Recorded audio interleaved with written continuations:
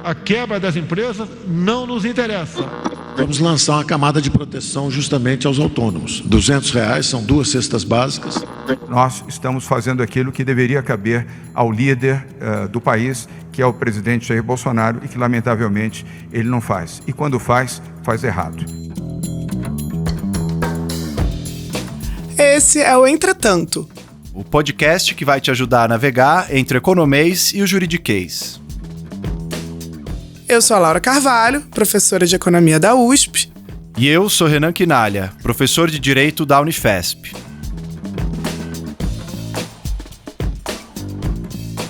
Hoje, gravando de casa, nós vamos falar sobre as medidas que devem ser tomadas em meio ao colapso causado pela pandemia e sobre o estado de sítio e os riscos à democracia. Bom, acabamos de começar, Laura, o podcast e no nosso terceiro episódio a gente já em isolamento tivemos que gravar cada um da sua casa aqui à distância. Então pedimos para os ouvintes a compreensão em relação à qualidade do som, da gravação.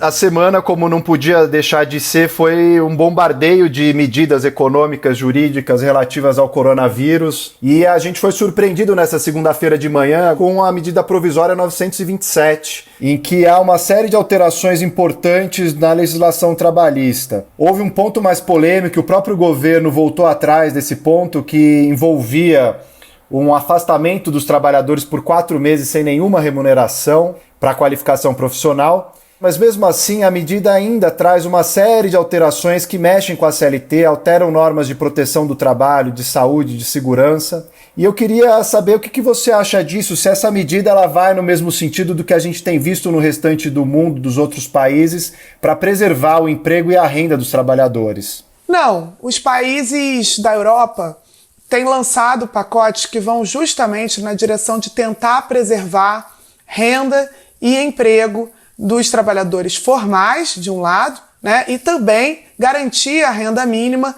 para os trabalhadores informais e autônomos.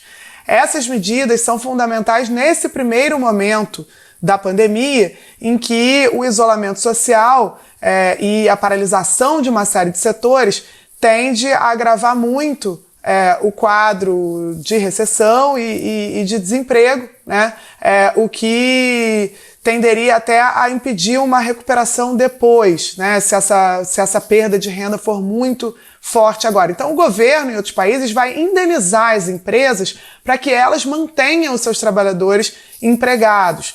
Isso é justamente o contrário do que tem sinalizado o governo, tanto nessa medida, que ao que parece será revista, ainda não sabemos como essa medida ficará, né, na sua versão revisada, mas também o governo já tinha sinalizado a possibilidade de corte de salários e jornada em até 50%. Quer dizer, tudo isso vai na direção de ajudar as empresas, mas, claro, contando com isso que elas talvez preservem empregos, mas isso não contribui para resolver o problema da preservação da renda dos trabalhadores, que é o lado mais vulnerável nessa história, né? O governo, em outros países, indeniza as empresas em 80%, e aí depende do país, esse número varia, né, do salário, para que os trabalhadores não percam renda num momento que já vai ser tão difícil para a economia como um todo. E os trabalhadores informais também exigem medidas. Então aqui a gente não só não está fazendo o que seria necessário para proteger a renda dos informais, como ao que parece estamos querendo atacar a renda também dos trabalhadores formais, sem nenhum tipo de contrapartida. O governo chegou a anunciar uma medida de um pagamento de R$200 para essas pessoas em situação de pobreza, enfim, que não tem nenhum outro auxílio, mas que é um valor também bastante irrisório se a gente considerar o que é o custo da energia elétrica, do aluguel, da água, da alimentação no Brasil. Então, como pensar essas medidas de uma renda básica ou de uma maneira de ajudar as pessoas a passarem por essa situação de crise, pessoas que estão afastadas das redes formais de proteção do trabalho? Eu acho que a gente não está entendendo também o quanto tempo essa crise vai durar, né? Então, o pacote anunciado pelo governo é de R$200, para os trabalhadores que não recebem nenhum outro tipo de benefício social, né? Então não tem aposentadoria, não tem Bolsa Família, não tem o BPC, o benefício de prestação continuada. Eu acho até que o fato de ter sido anunciado esse pacote tinha mostrado, né, alguma mudança nas reações do governo, que até então não tinha nem aceitado que havia uma crise, né, e que havia um risco, mas a gente não está vendo um pacote nem do tamanho nem da duração necessária. Então esse por 3 meses que eles anunciaram de R$200, né? Há um grande movimento da sociedade civil agora para pressionar os deputados por um programa que pegaria todos esses trabalhadores que estão no cadastro único, que é o cadastro usado para a concessão de vários benefícios sociais. Então o cadastro já existe, essas pessoas já têm suas contas bancárias cadastradas lá, certo? E conceder o benefício, né? A sociedade civil, por meio de um site, uma campanha, está tentando pressionar para que o benefício seja de 6 meses de duração e que sejam concedidos R$300 por membro da família. Então, se a família tem 5 filhos, certo? Você teria para cada um deles esses R$300. Então, isso daria um volume muito maior, que chegaria a quase 1,5% do PIB. E aí sim a gente começa a falar de alguma coisa que tenha um efeito econômico relevante e também, né, para preservação da sobrevivência mesmo, dos bens essenciais para essas famílias que vão ser muito atingidas. E sobre as medidas todas anunciadas, né, esse conjunto da obra, na semana passada a gente comentou algumas delas. Você acha que essas medidas elas vão na linha de preservar a renda das pessoas ou elas estão querendo fazer um estímulo da economia nesse momento? Pois eu acho que a gente tem uma série de medidas aí que visam, vamos dizer, atenuar a profundidade da crise, né? Quando, por exemplo, adiam pagamentos de imposto pelas empresas ou antecipam benefícios, né? A gente viu antecipação de 13º para aposentados, entre as medidas anunciadas que a gente já tinha discutido na semana passada, né? Mas você não quer fazer um tipo de estímulo que a gente chama de medidas anticíclicas, né? Medidas que visam, vamos dizer, que o governo injete recursos na economia para que as pessoas tenham mais renda e com isso consumam mais, para evitar a recessão, né? Num momento em que a gente está em isolamento, né? Você quer que as pessoas fiquem em casa, então você não quer movimentar a economia, você não quer estimular a demanda, quer dizer, todo mundo sair, então aposentado recebe seu 13º e agora vai ao shopping realizar suas compras. Não, é melhor que ele faça isso realmente no Natal, né? No momento do 13º. Agora você quer que as pessoas estejam cuidando, né, de si e dos outros. É evidente que isso vai levar a uma queda do PIB, como já está levando na China e como outros países já estão cientes que vão ter que passar por isso, né? A questão é o que se faz depois, né? Como amenizar o custo para as pessoas, investir em saúde, investir em transferência de renda, investir em preservar empregos e depois a gente pensa em estímulos de fato à demanda, em injetar recursos para que a economia volte a andar, volte a girar, né? E ainda nesse campo, Laura, dos investimentos públicos, tem uma outra camada, dimensão que tem sido muito discutida também em vários países do mundo e aqui no Brasil, que é como lidar com os investimentos em saúde nesse momento, né? E a gente tem visto construção de hospitais em vários lugares, em várias cidades e mais leitos, tentativa de adaptação, mas também certas políticas de reconversão industrial, ou seja, para se produzir aquilo que é mais necessário. Muitas pessoas têm usado até a expressão de economia de guerra, no sentido de estimular as indústrias a produzirem os bens e serviços que são mais necessários nesse momento. Como que no Brasil isso tem se dado? Isso é onde a gente não fez absolutamente nada ainda no Brasil, né? Essa primeira fase, que a gente não sabe quanto tempo vai durar, mas que a gente já está percebendo que, enfim, serão alguns meses, né, até a reversão da curva de contágio, ela exige da política econômica recursos quase ilimitados para o sistema de saúde, né? Mas não adianta, assim, esses recursos eles dependem da capacidade de produção de equipamentos médicos hospitalares, dos testes, né, que a gente sabe que são muito importantes nessa fase inicial, os leitos necessários para que o sistema não entre em colapso. Supondo que você tenha os recursos, você também precisa ter, pelo lado da oferta, pelo lado dos produtores, a capacidade de vender esses produtos. E ao que parece, no mundo inteiro, isso não tem ocorrido. Tem havido uma restrição de oferta mesmo, né? A China já tinha comprado, importado uma quantidade enorme desses equipamentos de respiradores, por exemplo, que é o equipamento que está mais escasso, e isso tem afetado a capacidade de outros países de importar essas máquinas. E aí eu acho que o termo economia de guerra se aplica.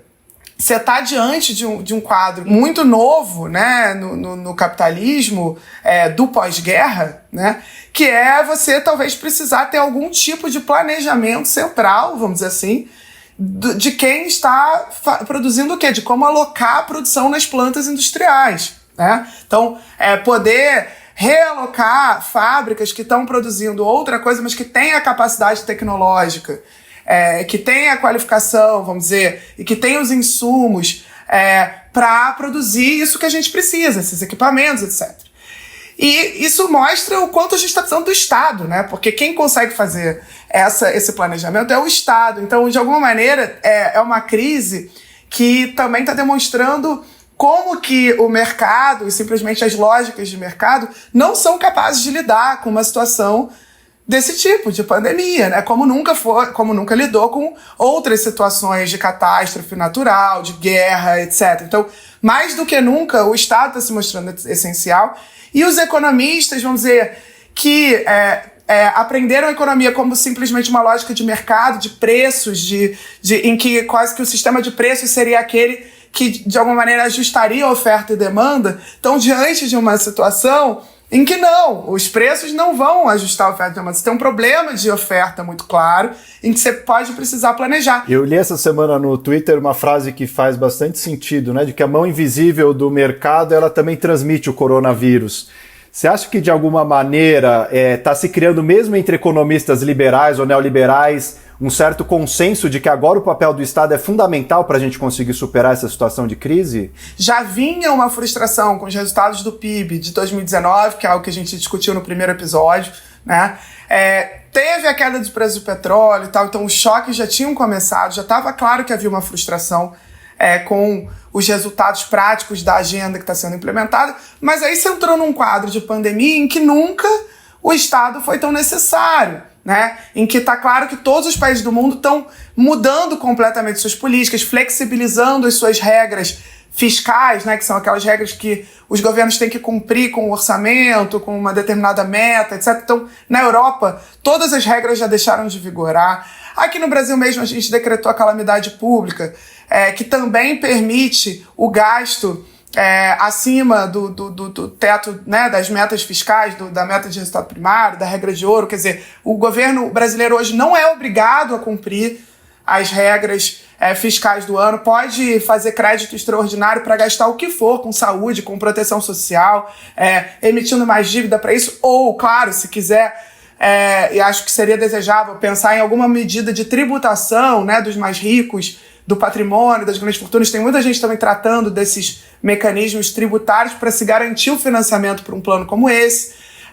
Então, há sim uma mudança de visão. Claro que diante de uma emergência, isso é natural e bem-vindo, né? Que esteja todo mundo, vamos dizer, no mesmo barco. E tirando, claro, a equipe econômica do Ministério da Economia, que parece ainda vacilar, né, e oscilar.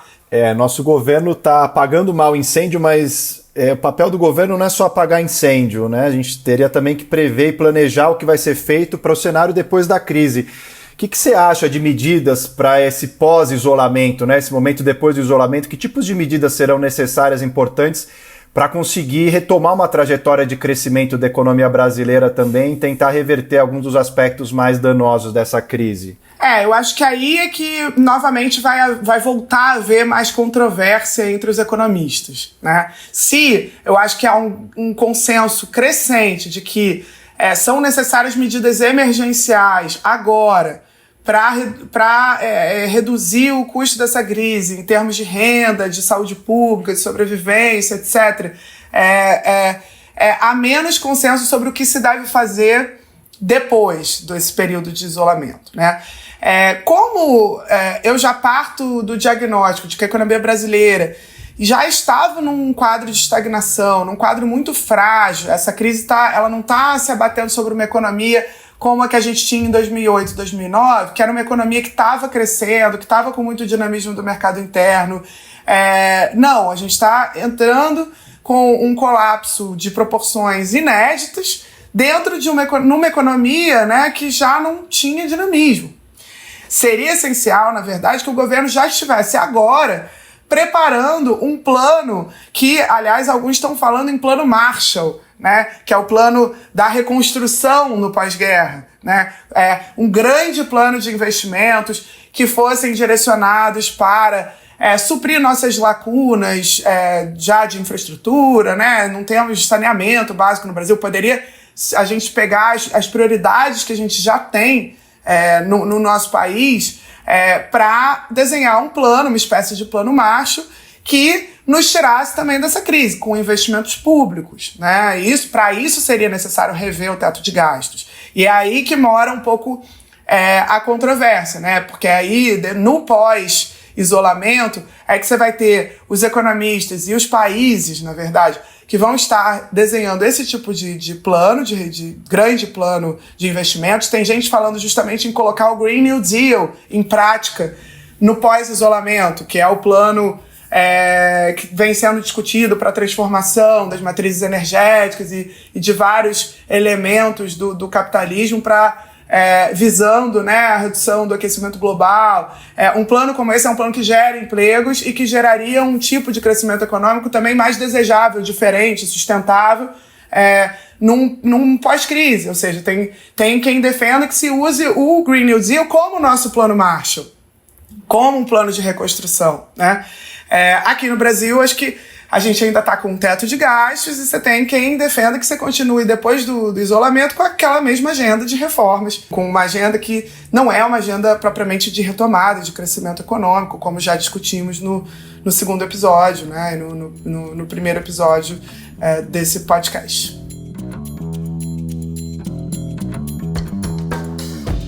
E no segundo bloco vamos discutir como essas medidas de exceção podem servir a governos com tendências autoritárias e os riscos à democracia.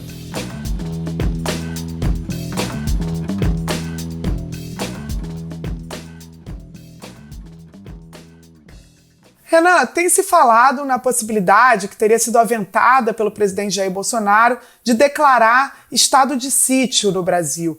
E tem aparecido outros desses termos, né, de estado de emergência, de crise, calamidade, estado de defesa.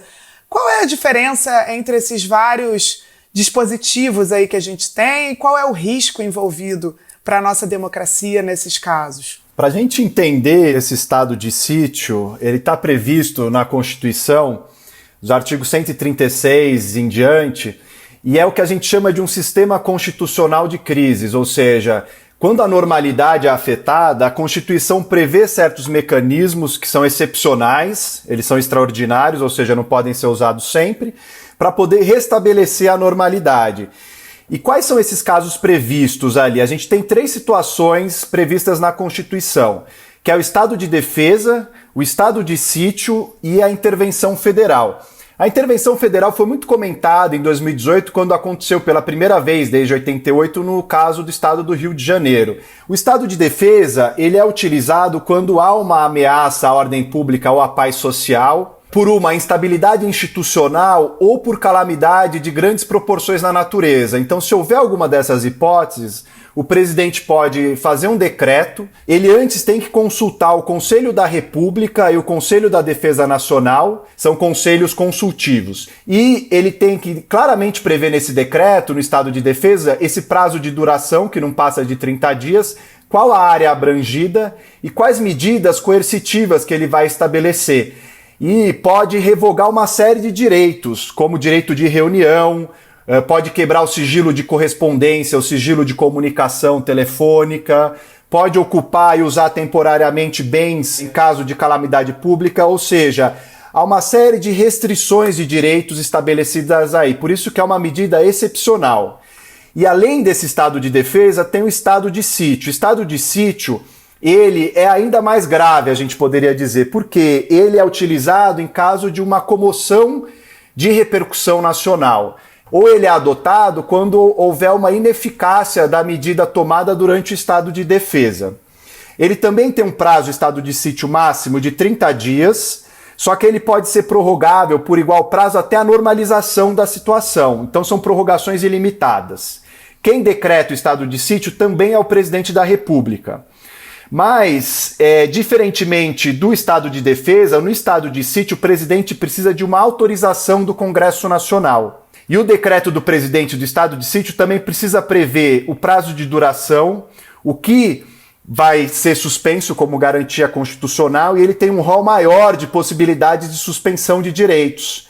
Então ele pode estabelecer uma obrigação de permanência numa determinada localidade para as pessoas, pode ter detenção em edifício não destinado a acusados ou condenados por crimes comuns, criar uma espécie de outras prisões, pode ter também restrição ao sigilo de correspondência, de comunicação, a liberdade de imprensa, a radiodifusão e a televisão, ou seja, afeta diretamente a liberdade de imprensa, também suspende liberdade de reunião, pode ter busca e apreensão em domicílio, intervenção nas empresas de serviços públicos, enfim, uma série de garantias constitucionais. O presidente Bolsonaro já disse publicamente, depois de uma reação bastante negativa, de que ele estava sondando os ministérios para ver se era possível instituir e decretar o estado de sítio, ele já veio a público dizer que não, essa não é uma possibilidade, e o próprio Congresso reagiu dizendo que não aceitaria neste momento. Mas isso é bastante perigoso e exige uma atenção grande, porque se a gente olhar para outros países, esse momento da pandemia tem sido utilizado como um pretexto, uma justificativa para se concentrar mais poderes nas mãos do chefe do executivo. Isso aconteceu no caso do primeiro-ministro Orbán lá na Hungria, que também agora propôs uma medida que vai ser votada essa semana prevendo pena de prisão para quem passar falsa informação, e o governo estendendo indefinidamente esse estado de emergência.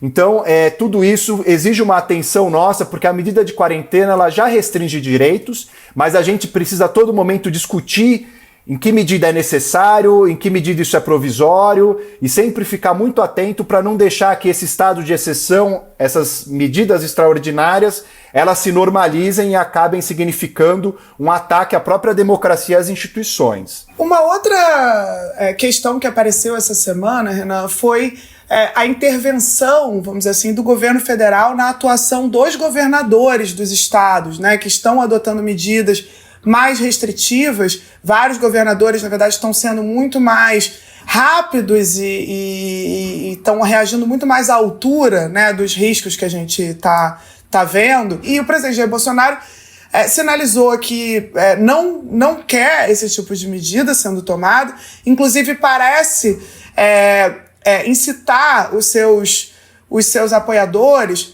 numa ideia de que esse tipo de medida estaria sendo desenhada para prejudicar a economia brasileira e para prejudicar o seu governo, Então, na verdade, a gente sabe que o bolsonarismo sempre se alimentou de construir esses inimigos, o Congresso, a imprensa, e é claro que uma pandemia dá uma certa quebrada aí nessa ideia, porque o inimigo passa a ser um inimigo comum de todos nós, que é uma pandemia, e isso enfraquece o bolsonarismo. Você acha que isso, do ponto de vista jurídico, se o presidente Jair Bolsonaro resolve que não quer esse tipo de medida sendo adotada no Estado, que quer que a economia continue funcionando e, com isso, gerando uma crise de saúde pública ainda maior, ele tem esse direito? Isso vai ao Supremo? Quem define que tipo de medida pode ser tomada a nível local? O Bolsonaro, com essa inclinação autoritária, essa tentativa de atuar e regular tudo desde o governo federal, ele acaba ferindo o que a gente chama do pacto federativo, ou seja, o Brasil tem uma organização de Estado que é um regime federativo. A gente tem a União como um poder central, mas você tem uma série de entes federados que são os estados e, além disso, os municípios, além do Distrito Federal. Obviamente que a Constituição faz uma repartição das competências, das prerrogativas de cada um, né, o que é dever, o que é obrigação de cada um desses níveis de governo, mas a verdade é que em momentos como esse, dessa pandemia, há uma certa confusão sobre o que cada um deles deve fazer, porque quanto mais próximo da realidade da população, mais condições tem esse ente de governo de adotar as medidas necessárias, né? A prefeitura está muito mais em contato com a população da sua cidade do que a União, que está lá em Brasília, né? O Poder Federal. Então tem gerado uma série de tensionamentos, não é novo, o Bolsonaro já tinha feito uma crítica, no caso lá da PM da Bahia, contra o governador Rui Costa, do PT. Vários governadores se juntaram, 20 deles assinaram uma carta em respeito a esse pacto federativo, exigindo que houvesse mais reciprocidade e cooperação da União. E agora isso chegou a um ponto, de fato, de haver uma série de agressões, inclusive na imprensa. Bolsonaro chegou a chamar o Dória, João Dória, governador do estado de São Paulo, de lunático, né, por conta das medidas restritivas que ele adota. Mas isso é muito estranho, porque a própria lei de quarentena, que a gente comentou bastante no episódio anterior, a Lei 13.979, ela estabelece no parágrafo 7º do artigo 3º que as medidas de isolamento, quarentena e outras que estão previstas na lei podem ser tomadas pelas autoridades locais de saúde, que envolve justamente os governos de estado e os governos municipais. Então é muito estranho um presidente que assina uma lei dando essa prerrogativa para as autoridades sanitárias locais, ele questione quando essas autoridades locais estejam exercendo a prerrogativa atribuída pela própria lei. É parecido com a situação que a gente comentou no episódio passado do presidente que assina uma lei prevendo isolamento e que ele próprio, estando suspeito ali, né, de estar contaminado pelo coronavírus, não respeita as medidas de isolamento e sai a público e vai na manifestação, ter contato com as pessoas, mantém a agenda normalmente. Então é evidente que há uma série de interesses políticos aí em questão também sendo permeando essa questão, só que sem dúvida nenhuma os governos de estado não podem ser penalizados por agirem corretamente. Mas ele pode fazer isso pela via dos recursos, né? Dos recursos públicos para a realização dos serviços. A gente teve também nessa semana a decretação do estado de calamidade pública, né? Que é, vamos dizer, um outro artifício aí para ser usado em situações de emergência também, né? E que envolve justamente essa liberação de recursos. Então, os estados e municípios, em tese, agora não estão obrigados a cumprir a lei de responsabilidade fiscal, eles podem gastar mais, mas eles precisam dos recursos do governo federal, né? A calamidade pública ela tem um efeito eminentemente, exclusivamente fiscal. Ou seja, é um dispositivo do artigo 65 da Lei de Responsabilidade Fiscal que prevê a possibilidade, em caso de calamidade pública, que a meta fiscal não seja cumprida por aquele ente. Então, isso foi decretado por esse Decreto Legislativo 6, do dia 20 agora de março desse ano. Não tem efeito para além disso. Estranhamente, essa medida provisória que foi hoje editada, 927, que fala das questões trabalhistas, ela parte justamente da declaração de calamidade pública. Agora é evidente que o governo federal tem vários mecanismos de bloqueio, de interferência nos estados que podem prejudicar o combate à epidemia. Mas me parece que o governo federal também está ficando acuado com essa postura negacionista da epidemia, dizendo que não vai acontecer nada, que a gente tem que continuar na rua. Já está sinalizando uma certa mudança de postura. Pesquisas do Datafolha que acabaram de sair vão mostrando justamente que a população está avaliando muito mal o governo federal do ponto de vista do combate à pandemia, enquanto está avaliando muito melhor uma pasta técnica como o Ministério da Saúde ou como governos de estado.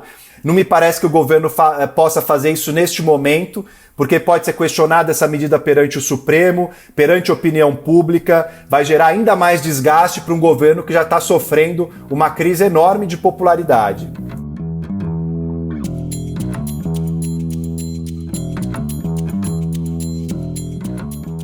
Bom, chegando aqui ao final, vou comentar um tweet que escreveram aqui marcando a gente. Lembrando, pessoal, só colocar a hashtag entretanto, mandar questões, dúvidas, sugestões pra gente de pauta aqui. E esse que eu vou comentar é do Luiz, @LFMoura3. Ele pergunta sobre a possibilidade de proibição de circulação de pessoas entre os estados, já que o direito de ir e vir é constitucional. Que é uma pergunta bastante interessante, que está já prevista na própria lei de quarentena, que a gente mencionou aqui, a Lei 13.979, e essa lei prevê, no artigo 3º, no inciso 6º, a restrição excepcional e temporária, conforme recomendação técnica e fundamentada da Agência Nacional de Vigilância Sanitária, Anvisa, por rodovias, portos e aeroportos, de entrada e saída do país e de locomoção interestadual e intermunicipal. Ou seja, é possível sim limitar o direito de ir e vir, apesar dele ser constitucional, né? Precisa fazer um sopesamento desses direitos, precisa fazer uma restrição deles por conta da excepcionalidade do momento que a gente vive. É evidente que precisa ser uma restrição, como a própria lei diz, que é excepcional e temporária. Então não pode ser permanente, não pode perdurar depois da situação de emergência. Mas por enquanto é possível sim que essas medidas sejam instituídas, elas já estão acontecendo e elas devem se intensificar nessa semana.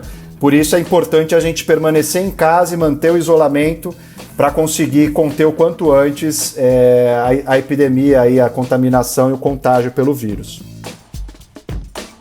Como é que tá aí? Você tá participando de muitas webconferências, muitas festas entre amigos nesses últimos dias? Nossa, um monte. Descobrindo vários aplicativos aqui. Qual que vai ser sua dica hoje? Já que a gente está vivendo nesse mundo de estar sozinho e ao mesmo tempo cercado de pessoas queridas na tela do computador, né, ou do celular, eu vou dar minha dica por aí, assim.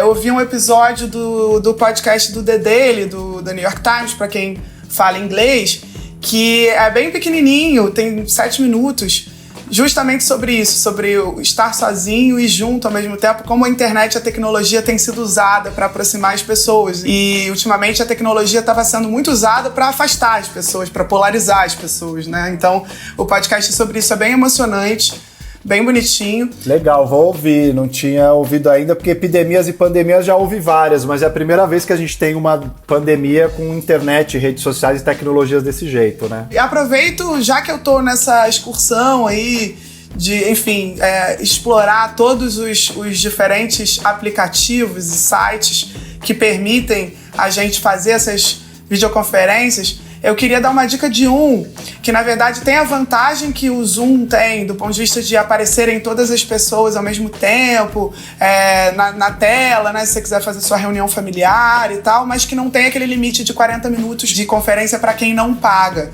que é o aplicativo Jitsi, J-I-T, T de tatu.si.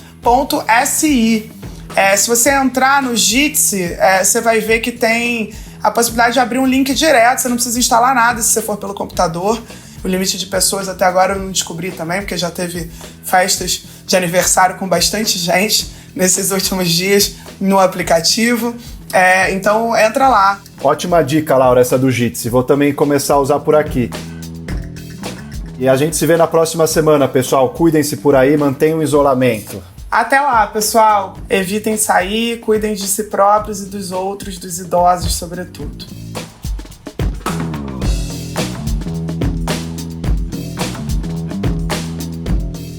O Entretanto é uma produção da Mira Filmes, com direção do Bruno Orovics, edição da Júlia Leite e do Bruno Orovics e produção do Gustavo Rosa de Moura e da Marina Persson.